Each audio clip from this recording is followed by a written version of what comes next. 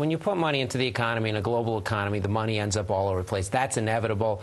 There were windmills made. Yeah, the reality is African Americans have 16% unemployment. You look at Hispanics, around 14%. I guess all stimulus money is equal? Is that right? No matter, doesn't matter how you.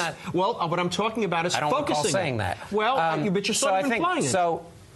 I don't think so. It goes out into the global economy, and sooner or later it comes back. I'd like to know what do you think works better than others? If you would agree that. No, I'd agree. But on the other hand, what works best? So I think that, for instance, moving ahead, what we should be doing now, I think there are some key steps we should be taking. One key step is that we should absolutely be stopping the bleeding in state and local governments. I mean, we're laying off teachers, firefighters, police officers, and the rest right now, and that's a big drag on the economy. And let me just say, but you say stopping the bleeding. The reality is, look, I mean, I cover City Hall and county government.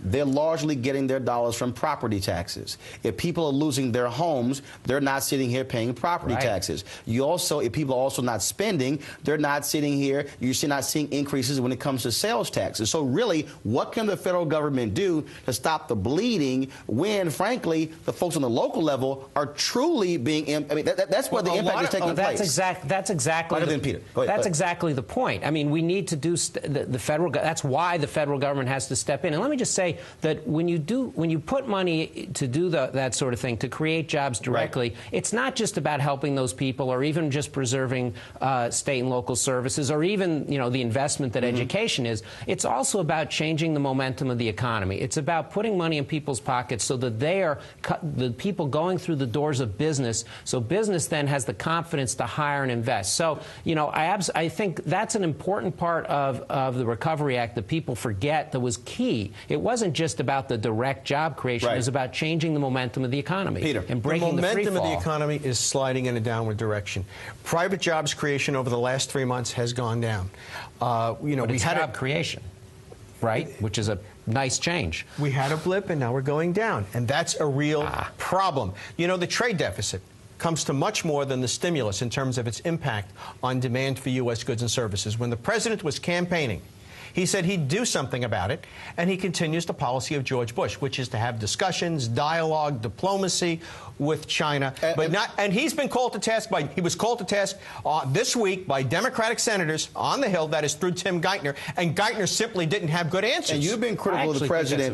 You've been critical of the president. You said, quote, either Barack Obama fixes what's broken in the economy or he will be remembered for spending his entire first term blaming George Bush. Well, we do spend a lot of time in this administration blaming George Bush, and stimulus spending is proving to have only been a temporary tourniquet, because now that its impact is dissipating, the private economy is slipping away. What's really broken is the trade deficit and the regional banks, and they haven't addressed that problem. Last question for you two gentlemen. If you're sitting in front of the president and someone is not in the room, Costello's not in the room, some folks might say that's a good thing, Roma, Christine, Roma's not in the room.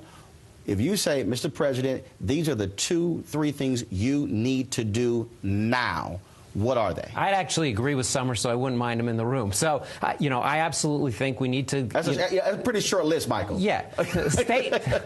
State, well, anyway, I won't take time. But state, putting money into the state and local to stop the bleeding on that side, getting money... So stimulus money, as opposed to sending it to the governors, to the states, go right to the local... Yeah, and communities, Okay, too. gotcha. Absolutely. Okay. That's one. Two, we ought to extend unemployment, extend COBRA, those things. Again, it's a twofer. It helps those people who need it. Plus, it gets money out into the economy.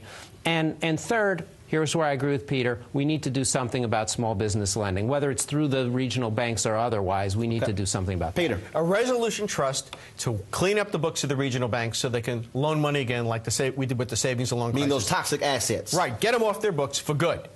The second thing I would tax dollar-yuan conversion until the Chinese revalue their currency. It really should be trading at 4. It's trading somewhere above 6, about 6.81, 6.82. Let's get it down to 4. Its effective rate by taxing that. Finally, what do you do with those revenues?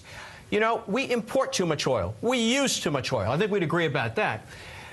We have the technology at our disposal to have a much more fuel-efficient vehicles on the road.